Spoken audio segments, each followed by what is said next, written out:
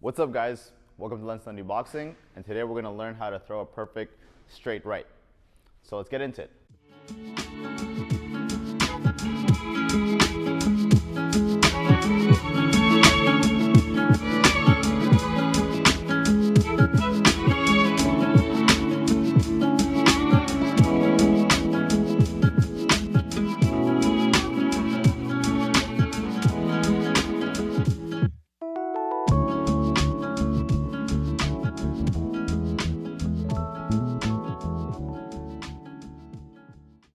So first of all, I'm going to get into my boxing position.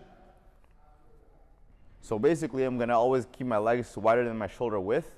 My knees are always going to be nice and bent. That way I got a good center of gravity. I'm going to slouch my body slightly so that my abs are contracted. I like to keep most of my weight on my back leg. That way my backhand is nice and loaded. I like to keep around 60% of my weight on my back leg and 40% of my weight on my front leg. That way my right hand is nice and loaded at all times. So in order to throw the right hand, what you want to do is transfer your weight to the left leg. So you're transferring your weight from your back leg, so your right leg, to your front leg, which is your left leg. So when I'm going to be doing that, I'm going to be rotating my hips, and my chest is going to be facing that way. It's going to be facing the left side. I'm going to bring my right shoulder forward. I'm going to be elevating my back heel, twisting off the back foot. The back knee is always going to be facing the ground. So I like to keep around a 90-degree angle when I'm twisting my back leg. So the knee is always facing the ground. So if I rotate my body in slow motion, it looks like this. So the weight's on the right, transfer it to the left. My chest is facing the left side. My right shoulder is forward now. Now if I throw the arm with it, I'm going to throw it like this. And I rotate at the last second. So the arm comes out straight like this. And at the very last second, you rotate that. So you get that snap at the end. If you want, you can watch my video that explains exactly what the snap is. I'll put it in the description below. If I throw the right hand in slow motion, I'm shifting my weight from right to left. So right to left. And I'm rotating my hips at the same time. Okay? Rotate. Rotate. And the final step is to throw that right hand at the end with that snap.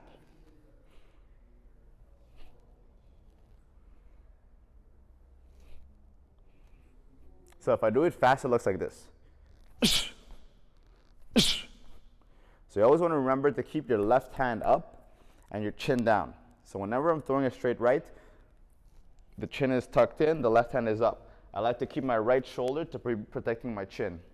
When I'm throwing my right hand, I always want my shoulder to be protecting my chin, and I'm hitting in a straight line.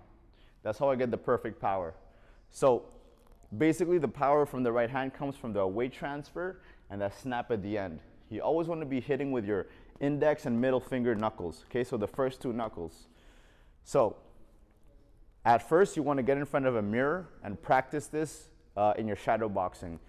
Basically, if you're new to boxing, you just want to throw the single right hand constantly in front of the mirror to make sure that you have the perfect technique.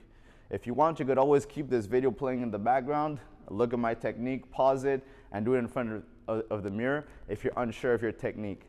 So it always wants to look like this.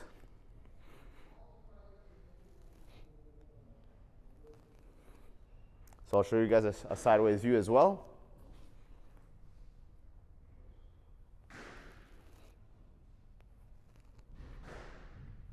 Okay, so just like that. So once you get the hang of throwing it in front of a mirror, doing your shadow boxing, you want to do it on a bag. So at first, you're not going to know your range, given the fact that you're probably new to boxing. So what I'm going to do is I'm going to get in front of the bag, and I'm going to measure the distance of my punch. So I'll start off right here.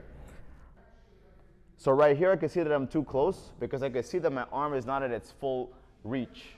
So what I want to do is back up slightly. So I'll back up. Here, I can see that I'm at my full reach, but I'm not rotating my hips. So I still have all of that left. So I'm going to back up even further. Now right here, I'm going to try to throw my right hand. I can see that I'm able to keep a straight arm and rotate my hips towards the left side. At this distance, I can see that I could have my arm nice and straight and have my body facing the left side while I rotate my hips. So this is the ideal range for my right hand. So what I'm going to do is I'm going to sit down in my boxing position with 60% of my weight on my back leg, and I'm going to transfer my weight forward as I throw my right hand. I'm going to start off slowly at first. So right here.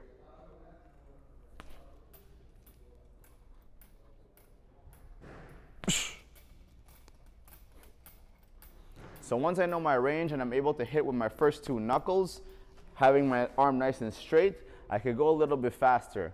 You want to be careful when you're throwing the right hand at first because you don't want to hyperextend your elbow. That's why you always want to twist that fist at the end of the punch in order to lock your arm and not hyperextend. Okay? So I'll be throwing it like this.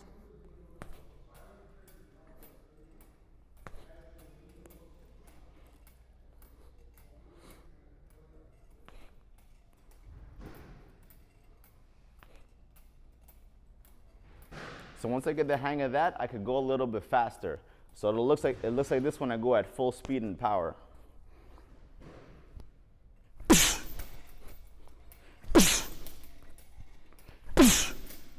So you can see that my arm gets nice and straight. I'm locking my elbow by twisting my arm completely. I'm having my thumb facing the bottom and my pinky facing the top. I'm shifting my weight forward. That way I'm able to generate power and I'm snapping my shot at the end. So once you know the range of your right hand and you're able to generate power, you can start moving around the bag. So you could also use the jab as a range finder. So if your jab is able to touch the bag, your right hand is able to touch the bag.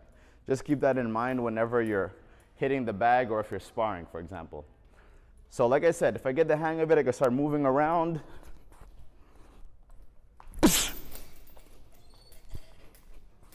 I use my jab as a range finder.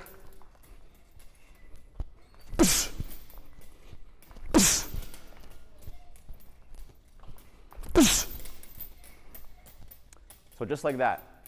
So that's how you throw a perfect right hand. So I hope that you liked the video. If you did, leave a like. If you have any questions, leave it in the comment section below. If you're not subscribed yet, subscribe. And if you found this video helpful, share it to a friend. Peace out. I'll see you guys next time.